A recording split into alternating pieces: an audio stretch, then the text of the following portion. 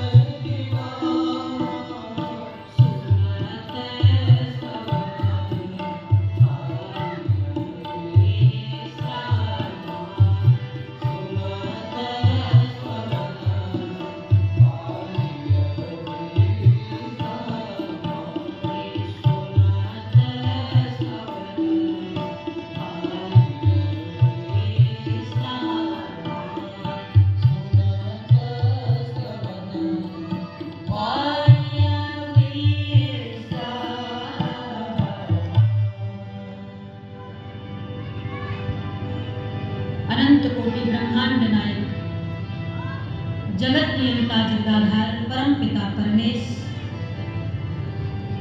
अकारण करुणा करने वाले भक्त वांछा कल्पित गंभीर सौशील्य वात्सल्य आनंद कंद परमानंद भगवान श्री सीताराम जी के चरणों में आइए हम सब लोग मानसिक पुष्पांजलि समर्पित करते हुए कथा में प्रवेश करते हैं। जिस कथा को श्रवण करने हेतु हम सब आप पावन प्रांगण में उपस्थित हैं, यह कथा राम कथा, जिसको चार वक्ताओं ने अपने अपने भावों में सुंदर सुंदर भावों के साथ हम सबके मध्य में उद्धृत किए हैं, विस्तृत किए हैं, लिखे हैं। सर्वप्रथम स्वामी तुलसीदास जी रामचरितमानस को लिख रहे हैं और गा रहे हैं, और इसको लिखते हुए गाते हुए बताते हैं कि आगे याज्ञवल्क्य जी कह रहे हैं। और जब याज्ञवल्क्य जी गाना आरंभ किए तो वो शिव जी को बताए, और शिव जी जब गाना आरंभ किए तो कालभूषण जी को बताए। ये चार वक्ता हैं मानस के, जो वर्तमान में भी मानस में चारों एक साथ कथा को गा रहे हैं, और चारों इस कथा का अलग अलग भाव बताए हैं और भाव के साथ साथ अलग अलग महात्मा बताए हैं। ऐसी है राम कथा। जो व्यक्ति गाता वो अपने भावानुसार इसे प्रस्तुत करता है। जिस प्रकार से आपको भगवान से प्रेम होगा, जैसा प्रेम परमात्मा से आप करेंगे, उनकी लीला, उनकी चर्चा, उनके चरित्र को भी आप उसी तरह से प्रस्तुत करेंगे। यदि आपको परमात्मा से प्रेम नहीं और कहा जाए कि राम जी के बारे में कुछ बताइए, तो आप उसे बता नहीं पाएंगे, प्रस्तुत नहीं कर पाएंगे। आपको आपके अंदर भाव होना चाहिए, परमात्मा से प्रेम होना चाहिए। उस परम पिता परमात्मा से जब आप प्रेम करेंगे तो आपके प्रेम, श्रद्धा, अनुराग भाव के कारण भगवान की लीलाओं को, भगवान के चरित्रों को, भगवान की कथाओं को, प्रसंगों को आराम से समझा जा सकता है, श्रवण किया जा सकता है और गाया भी जा सकता है, लेकिन उसके लिए श्रद्धा होना चाहिए। शिव जी कथा गाए, भगवती पार्वती जी श्रवण की। शिव जी कथा सुनने गए कुंवर जी के यहाँ, तो माँ सती कथा श्रवण करने साथ में गई, किंतु सती जब कथा में बैठी तो संशय लेकर बैठी, पार्वती जब कथा में बैठी तो श्रद्धा लेकर बैठी। दोनों में अंतर है, एक ही है, सती पार्वती एक ही है, लेकिन अंतर है दोनों के भाव में अंतर है, दोनों के श्रद्धा में अंतर है, दोनों के अनुराग में अंतर है, दोनों के समर्पण में अंतर है, दोनों के प्रेम में अंतर है। सती ढेर सारा संशय लेकर बैठी कथा, और पार्वती ढेर सारी श्रद्धा लेकर के बैठी कथा में। सती संशय लेकर बैठी, जिससे परमात्मा के साथ साथ शिव जी भी विमुख हो गए। और पार्वती श्रद्धा लेकर के बैठी तो भगवत चर्चा को भी प्राप्त की, भगवान को भी प्राप्त की, भगवान की भक्ति को भी प्राप्त की और शिवत अर्धांगिनी भी बनकर बैठी हुई। सती संशय की तो परित्याग हो गया उनका, शिव जी त्याग लिए, पार्वती श्रद्धा प्रस्तुत की तो भगवान शिव ने वामांगी बना ली। अब आप विचार कर लीजिए, यदि आप कथा में संशय लेकर बैठते हैं, किसी भी प्रकार का मन में संशय लेकर बैठेंगे तो माँ सती की गति आराम से देखिए, माँ सती की गति जो हुई वो हमारे आपके साथ भी हो सकती है। वो तो भगवती है, हम तो साधारण से मानव। और यदि आप श्रद्धा लेकर के बैठेंगे तो माँ पार्वती की गति को प्राप्त करेंगे। सती का परित्याग शिव ने किया है और पार्वती को धन्यवाद शिव ने दिया है। संशय और श्रद्धा दोनों का जो परिणाम है वो हमारे आपके सामने सती और पार्वती के स्वरूप में है। सती जी संशय की, उनको परित्याग मिला, त्याग मिला, और पार्वती जी श्रद्धा की तो पार्वती जी को धन्यवाद मिला। बार बार शिव जी धन्यवाद की। जब हम कथा में बैठे, कथा श्रवण करें तो भाव के साथ बैठे, श्रद्धा के साथ बैठे, परमात्मा को समर्पित करते हुए, प्रभु हम अकिंचन हैं, तुच्छ से प्राणी, आपके अणुमात्र भाव को भी नहीं समझ सकते, लेकिन प्रयास कर रहे हैं यहाँ बैठ करके आपके इस अमृत भरी कथा को, भुवन पावनी कथा को थोड़ा भी यदि बूंद मात्र भी मिल जाएगा तो हमारा जीवन संवर जाएगा। हे नाथ, बस थोड़ी सी कृपा करो, थोड़ा सा अनुग्रह कर दो, बस थोड़ी सी कृपा की आवश्यकता। इस भाव को लेकर हम आपके दरबार में आए हैं, आपके द्वार पर आए हैं। ध्यान रखिएगा, ये पांडाल सिर्फ पांडाल नहीं है, ये स्थान जहाँ आप बैठे या कोई भी कथा स्थल की बात, कहीं भी कथा चर्चा सत्संग भजन चल रहा, वो स्थान एक स्थान मात्र नहीं, वो पांडाल एक पांडाल मात्र नहीं होता महाराज। वो स्थान है जहाँ पर या तो आपको परमात्मा, आपकी दृष्टि में परमात्मा आ जाएगा, या फिर परमात्मा की दृष्टि में आप आ जाओगे। वो स्थान में पांडाल है, अन्यत्र नहीं मिलने वाला आपको। यहाँ या तो भगवान मिल जाएगा या तो भगवान अपना बना ले, ऐसा स्थान पंडाल होता है। एक बार तुलसीदास जी नित्य क्रिया करते हुए शौच क्रिया करने जब जाते तो लौटते समय जब आते जो लोटे में जल बचा रहता, उस जल को एक वृक्ष के नीचे, एक उसी वृक्ष के नीचे प्रतिदिन फेंक देते, आते समय फेंक देते, रोज ये क्रिया करते। एक दिन जैसे ही जल को फेंके, बचे हुए जल को फेंके, तो उस पेड़ पर, उस वृक्ष पर एक प्रेत रहता, वो प्रेत तुलसीदास जी के सामने प्रकट हो गया। और प्रकट होने के बाद तुलसीदास जी से कहता है कि लोग इस वृक्ष के निकट नहीं आते, क्योंकि लोगों को पता है इस वृक्ष पर प्रेत रहता है, इसलिए इधर से कोई गुजरता नहीं, कोई आता नहीं, इस वृक्ष के पास भी नहीं आता। और आप प्रतिदिन इस वृक्ष के नीचे जल चढ़ाते हो, जल फेंकते हो, और उसी जल से मैं अपना प्यास बुझाता हूँ।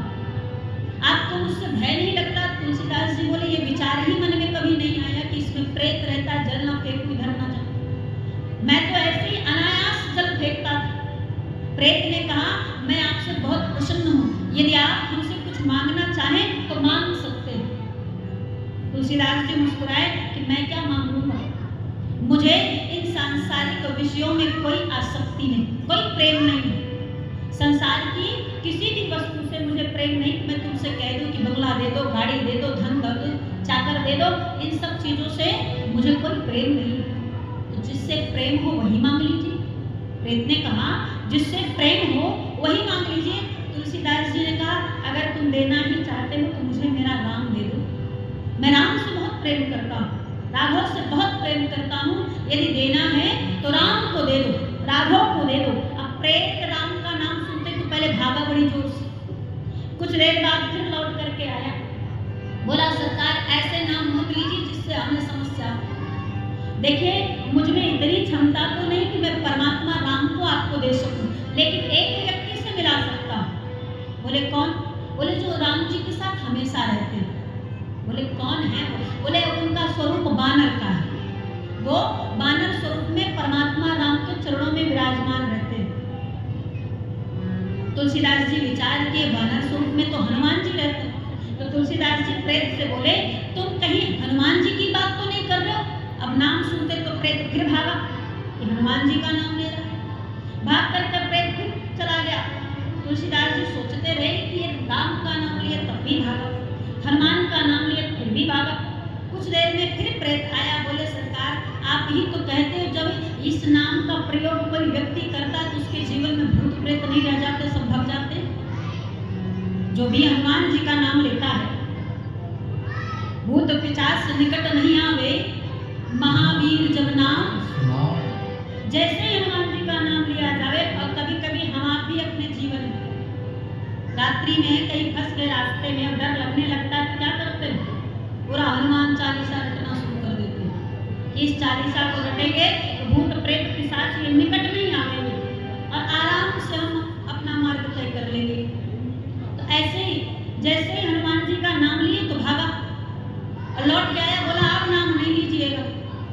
तो बोले अच्छा बानर ही कहूँ? बोले बानर ही कह लो पर इस नाम को मत लो। तुलसीदास जी बोले इनसे मिला सकते हो?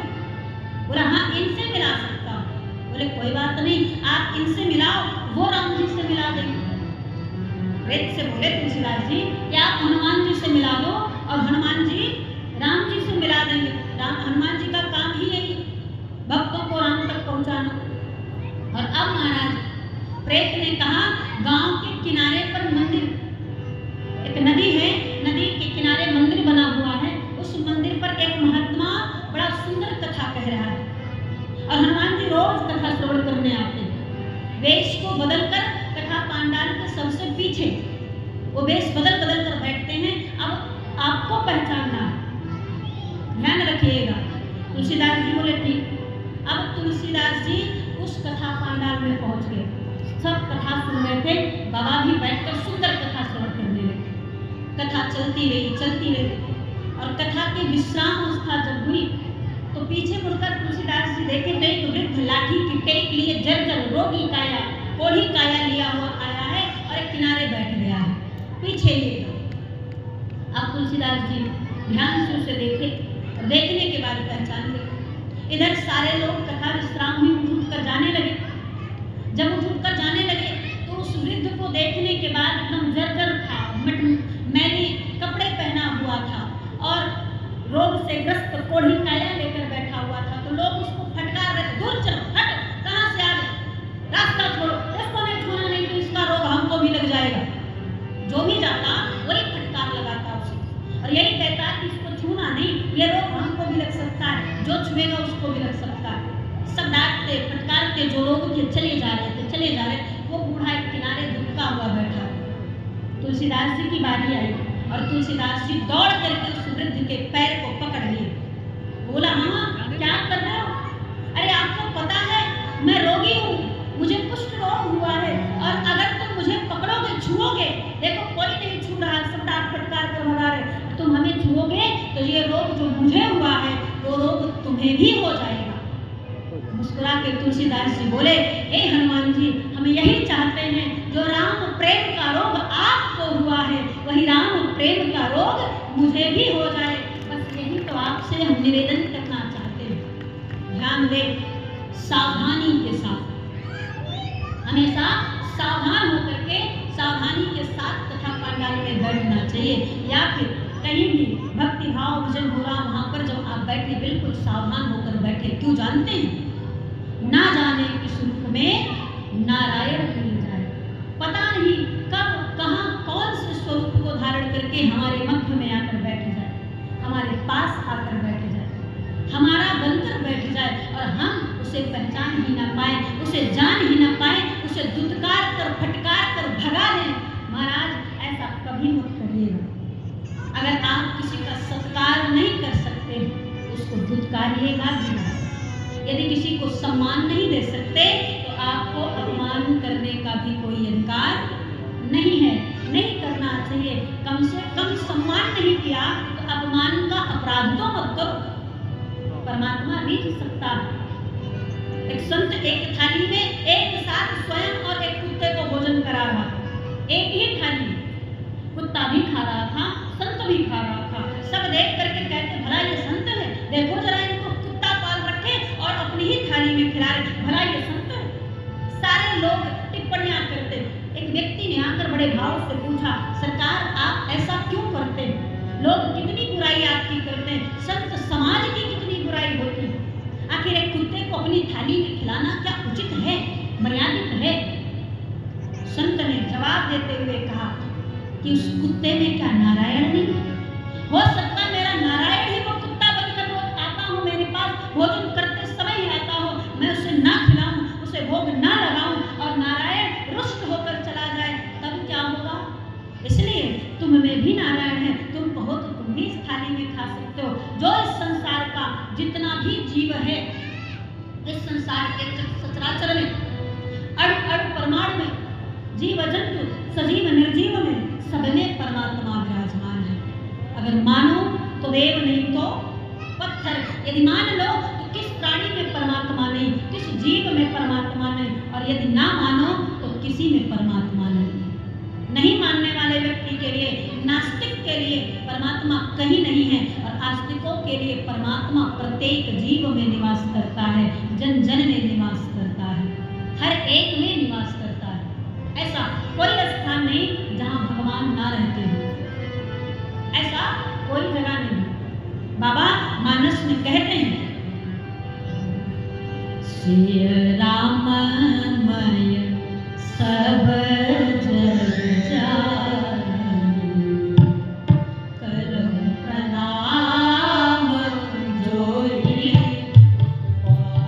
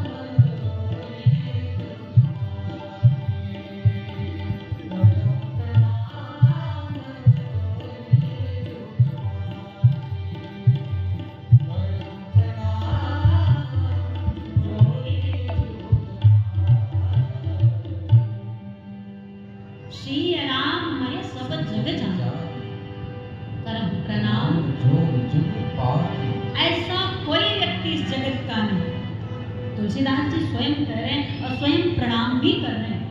इस जगत का कोई ऐसा व्यक्ति नहीं, कोई ऐसा जीव नहीं, कोई ऐसा प्राणी नहीं जिसमें परमात्मा ना रहता हो। अब हमारा आपका भाव कि हम आप उसमें दर्शन कर पाते हैं कि नहीं।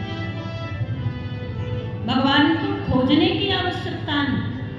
अयोध्या, काशी, मथुरा, कांची, अवंतिका कहीं भी जाने की आवश्यकता नहीं, क्योंकि हर जगह हमारे परमात्मा विग्रह में ही दिखेंगे। मूर्ति का स्वरूप, मूर्ति में परमात्मा का अंतर्यामी रूप होता। 5 रूप है भगवान के, पांचों में पांचवा जो है वो अंतर्यामी रूप है। यही रूप मूर्ति में रहा करता है, विग्रह में रहा करता है, जिसे हम आप प्राण प्रतिष्ठा के माध्यम से अधिष्ठा बनाते, बैठाते हैं उनके अंदर, उस मूर्ति के अंदर भगवान को डालते प्राण। आप कहीं भी जाएंगे परमात्मा आपको मूर्ति के ही स्वरूप में मिलेंगे, विग्रह के ही स्वरूप में मिलेंगे। यदि परमात्मा का साक्षात दर्शन करना चाहते हैं तो कहीं मत जाइए, कहीं मत खोजिए, अपने आप में खोजना शुरू कर दीजिए, अपनों में खोजना शुरू कर दीजिए, अपने परमात्मा को जानने की जरूरत नहीं, परमात्मा को मानने की जरूरत है। जिस दिन आप मान गए कि परमात्मा सब में है, उसी दिन परमात्मा आपको साक्षात दर्शन दे देगा महाराज। बहुत सारे लोग परीक्षण किया करते हैं, जानने की कोशिश करते हैं भगवान है भी कि नहीं है, भगवान है कि नहीं है, इसको परीक्षण किया करते हैं, जानने की चेष्टा रखते हैं, जानने लगते हैं, खोजने लगते हैं, परीक्षा लेने लगते हैं। जान करके जीवन में धारण करना ये तो साधारण वस्तुओं का काम है। पहले इस्तेमाल करें फिर विश्वास करें। पहले हम आप देख लें, समझ लें, परख लें, परीक्षा ले लें, जान लें, तब उसके बाद मान लें कि हाँ भगवान है। तो भगवान में और वस्तुओं में अंतर क्या रह जाएगा, लोगों में अंतर, इंसान में अंतर क्या रह जाएगा। जानने की जरूरत इंसान को है और मानने की जरूरत भगवान को है। इंसान को जानिए और भगवान को मानिए, आपका बेड़ा पार अपने आप हो जाएगा महाराज। किसी वस्तु की आवश्यकता नहीं पड़ेगी जीवन में। और अब तुलसीदास जी मानते हैं, इसलिए इन्हें साक्षात दर्शन हुआ करता है, परमात्मा का निरंतर साक्षात दर्शन करते हैं। देखिए इस जगत में बहुत से राजा महाराजा हुए। ये जो सूर्यवंश की प्रणाली है जिसमें परमात्मा राघव जी आए, इच्छाक जी के द्वारा स्थापित किया गया और एक से बढ़कर एक राजा इस सूर्यवंश में, रघुवंश में हुए। देखें राम जी भी जन्म लिए, परमात्मा है, लेकिन इस वंश का नाम राम वंश नहीं पड़ा। ये पहले से ही दमकते हुए सूर्य की तरह अप्रतिम आभा के साथ प्रकाशित हो रहा है, सुंदर अद्भुत। सूर्यवंश इसका नाम है, रघुवंश इसका नाम है। और इसमें जितने भी राजा हुए सबका अपना एक सुंदर इतिहास है।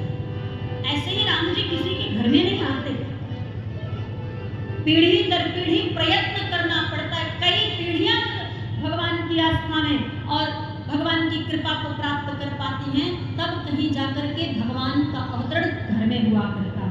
ध्यान दें, ये ऐसा वंश है जहां पर चार चार पीढ़ियां भगवती भागीरथी को लाने के लिए तपस्या करती रहे। से भगीरथ की पीढ़ी है ये, सूर्यवंश से भगीरथ की है। ऐसे राजा हरिश्चंद्र जिसने सत्य की स्थापना कर दी, स्वप्न में विश्वामित्र को अपना सर्वस्व दान दे दिए थे। अगले दिन जब राजा बनकर के सिंहासन पर बैठे, विश्वामित्र जी आए, बोले तुमने तो सब दान दे दिया है, तो ये राज सिंहासन पर क्यों बैठे हो, छोड़ो उसको। उतरकर हरिश्चंद्र जी नीचे चले आए और विश्वामित्र जी को विराजमान कर दिए, सरकार ले लीजिए, सब राजपाट था। बोले इतना ही नहीं, आप इसके साथ साथ कुछ दान भी करिए, संत हैं हम। बोले क्या चले, बोले 10,000 स्वर्ण मुद्राएं दान करिए। अब कहाँ से दान करे, सारा राज्य का धन सब कुछ तो पहले ही दे चुके थे, इनके पास कुछ नहीं। ये स्वयं चले आए काशी के शमशान घाट पर, मरघट पर डोम बनकर खड़े हो गए, कमाने लगे। इतना सत्य को मानने वाले महाराज राजा हरिश्चंद्र जी जब स्वयं के पुत्र के शव के लिए कर मांगे, पत्नी ने आधी साड़ी अपनी फाड़ी, तब परमात्मा प्रकट हो गए, इनके सत्य से प्रसन्न हो गए। ऐसे राजा हरिश्चंद्र इस रघुवंश में हुए। और राजा श्री जिन्होंने एक पक्षी के लिए अपना प्राण आहुति देने लगे। एक पक्षी आया और आकर महाराज से बोला, महाराज हमें बचा लीजिए, ये बाज, ये गिद्ध हमारा प्राण ले लेगा। सामने से बाज आए, शिव जी ने कहा मत मारो इसे। उसने कहा देखिए ये हमारा शिकार है और हम अगर शिकार करना छोड़ देंगे तो भूख के कारण मर जाएंगे, हमारा धर्म शिकार करना है, इसलिए इस पक्षी को हम नहीं छोड़ेंगे। शिव जी ने सीधा सीधा स्पष्ट कहा, यदि तुम्हारा धर्म इसका शिकार करके इसको खाना है तो मेरा धर्म शरणागति को बचाना है। ये मेरे शरण में आया है, हम इसे मरने नहीं देंगे। तुम इसका शिकार करो, हम इसे मरने नहीं देंगे। तुम अपना धर्म पालन करो, हम अपना करें। तुम्हें मांस चाहिए तो हम मांस देंगे, पर इस पक्षी को नहीं देंगे। ये हमारे शरण में आया हुआ है, शरणार्थी बन करके हमारे शरण में आया है, हमसे मदद लेने के लिए, सहायता लेने के लिए, हम इसका वध नहीं होने देंगे। शिव जी ने तराजू मंगाया, एक परड़े में उस पक्षी को बिठाया और दूसरे परड़े में अपने ही शरीर से मांस नोच नोच कर परड़े में रखने लगे। परंतु वो पक्षी इतना भारी कि महाराज शिव जी का पलड़ा ही ना उठे। परेशान हो गए, क्या करूं, हाथ रख दिया, पैर रख दिया, कुछ ना होए। अंत महाराज स्वयं शिव जी अपना ही जाकर उस पलड़े में बैठ गए और आंख बंद कर लिए कि अब मेरे पास और कुछ भी नहीं है। मैं उस बात से मैं स्वयं को आपको समर्पित करता हूँ। आप मुझे खा लो, पूरा शरीर मेरा खा लो, लेकिन मैं इस पक्षी पर खरोच जीते जी नहीं आने दूंगा। आंख बंद करके बाज पक्षी का प्रतीक्षा कर रहे थे। उसका पैनी चोंच शिव जी लगता इससे पहले ही महाराज एक सुकोमल हाथ का स्पर्श हुआ। जब वो बाज आने लगा तो इनको लगने लगा कि वो पास आ रहा है, अब अपने पैने चोट से मुझ पर प्रहार करेगा, नुकीले नाखून से प्रहार करेगा। लेकिन महाराज जैसे ही स्पर्श हुआ तो बड़े ही सुकोमल हाथों का स्पर्श हुआ। आंख खोले देखे तो साक्षात परमात्मा चतुर्भुज धारण किए हुए हाथ में गदा शंख पद्म चक्र लेकर के सामने खड़े महाराज को देखकर गदगद हो रहे हैं और महाराज के हाथ जोड़कर गदगद हो रहे। ऐसे राजाओं की सुंदर श्रृंखला है रघुवंश की, सूर्यवंश की। राजा सगर हुए इस वंश में। राजा सगर के 7,000 पुत्र सब मिल करके धरती को खोदे और धरती को खोदते खोदते इतना नीचे तक खोदे कि जल निकलना जब आरंभ हो गया तो उस राजा सगर के पुत्रों के द्वारा राजा सगर के 7,000 पुत्रों के द्वारा खोदे गए इस गड्ढों से जब जल निकलने लगा तो उस गड्ढों का नाम सागर रख दिया गया, समुद्र रख दिया गया। धरती पर समुद्र का, सागर का यदि किसी ने खोज किया, खुदाई किया, स्थापना किया तो महाराज राजा सगर ने किया, सगर के पुत्रों ने किया। सगर और सगर के पुत्रों के करने के कारण उसका नाम सागर पड़ा। ऐसे राजा रघुवंश में है।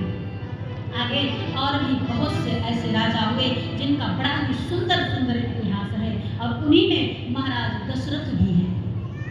आज के बाद दशरथ जी भी हुए जिनके इतिहास को हम बड़े सुंदर गाया करते हैं, जिनके बारे में वेद गाया करते हैं, शास्त्र गाया करते हैं, संत गाया करते हैं, महात्मा गाया करते हैं। ऐसे महाराज दशरथ जिनकी कीर्ति दसों दिशाओं में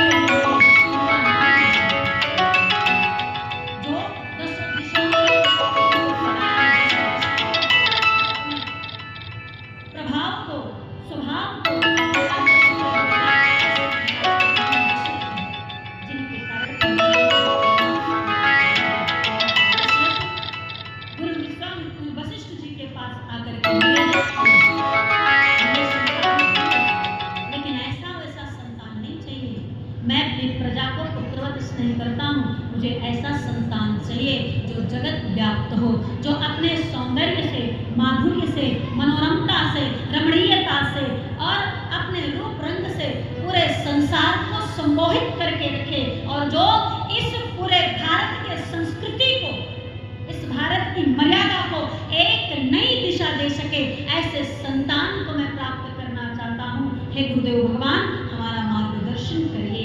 राम हमारे भारत का, हमारे भारत के संस्कृति का, भारत के मर्यादा का मार्गदर्शन कराते हैं, एक नई स्थापना कराते हैं। जन जन में राम है, कण कण में राम है, हर व्यक्ति में राम है, हर जीव में राम है, हर अणु में राम है, हर परमात्मा में, आत्मा में राम है।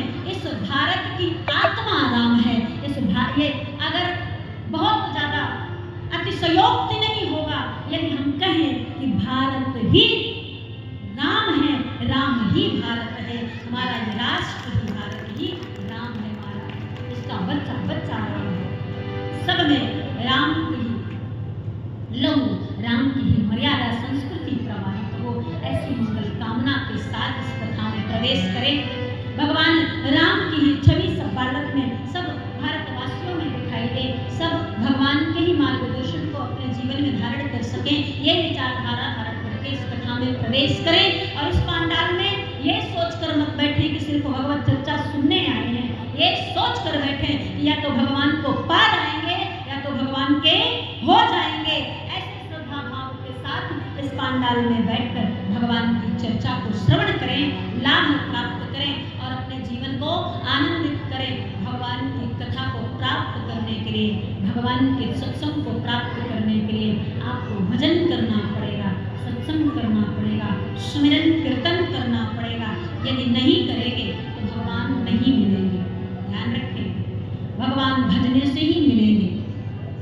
त्रेता में ध्यान से, सतयुग में ध्यान से, त्रेता में ज्ञान से और द्वापर में यज्ञ से और महाराज कलयुग में नाम सुमिरन से, नाम गाने से, नाम भजने से भगवान मिल जाएंगे। सबसे आसान यदि चारों युगों में भगवान को पाने की कोई युक्ति है तो सिर्फ कलिकाल कलयुग में है। एक बार यदि राम का नाम अपने जिह्वा से आनंद भाव श्रद्धा के साथ ले लेते हैं तो निवेदन है महाराज परमात्मा कि एक बार नाम को लेने से जीवन के समस्त पापों का अंत हो जाता है। एक बार नाम कह लेने से, लेकिन श्रद्धा अनुराग के साथ, प्रेम भाव के साथ, समर्पण के साथ, यदि शरणागति के साथ यदि आप राम का नाम लेंगे तो राम जी आपको अवश्य मिलेंगे, अवश्य प्राप्त करेंगे। इसलिए भगवान का नाम गाएं, भगवान का नाम भजें, भगवान के नाम का सुमिरन करें, भगवान के नाम का कीर्तन करें, भगवान के नाम को गाते रहें। क्योंकि इस नाम का जो प्रभाव है उस प्रभाव को परमात्मा राम भी नहीं जानते, वो भी नहीं पहुंच पाते। ऐसा ये नाम है जो महामंत्र है। इस महामंत्र को जपने से, भजने से जीवन का समस्त पाप नष्ट हो जाता है। ये ऐसा नाम है, कहते हैं बाबा, कहूँ कहाँ लगी करम बड़ाई, राम न सकहि नाम गुण। राम भी इस नाम के भाव को नहीं गा सकते, नहीं समझ सकते, इतना प्रभावशाली है। राम भी नहीं समझ पाए, क्योंकि राम को भी कभी कभी संशय होता कि जो भगत मुझे भजता है वो मुझे पाने से ज्यादा हमारे नाम को पाना चाहता है, नाम को गाना चाहता है। भगवान तो साकेत चले गए, लेकिन हम उनके नाम को गाया करते हैं। भगवान आए ना आए पर उनके नाम को गाने से हम तर जाएंगे, ये विश्वास हमारे मन में है। भगवान की कृपा भगवान करने आए ना आए, लेकिन अगर उनके नाम को निरंतर गा रहे हैं तो ये नाम ही हमको तार देगा, ऐसा नाम है। इसलिए आप सबसे निवेदन है, आप सब भी मिल करके भगवान का नाम हमारे साथ गाएं, भाव से ताली सेवा करते हुए। राम ही राम,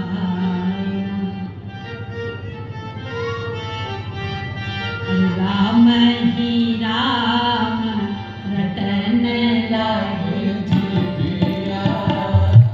राम ही राम,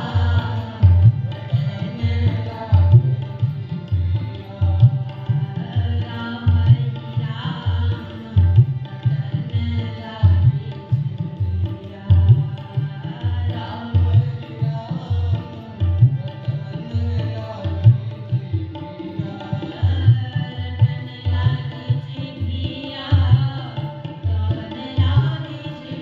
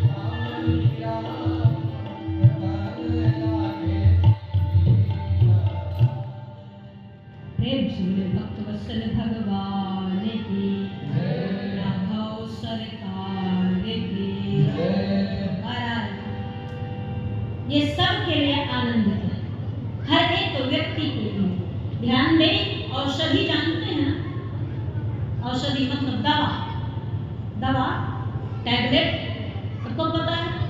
जिसको जो रोग रहता है वो उस चीज की औषधि खाता है, डॉक्टर के पास जाता है, औषधि खाता है। और औषधि खाने से क्या होता है?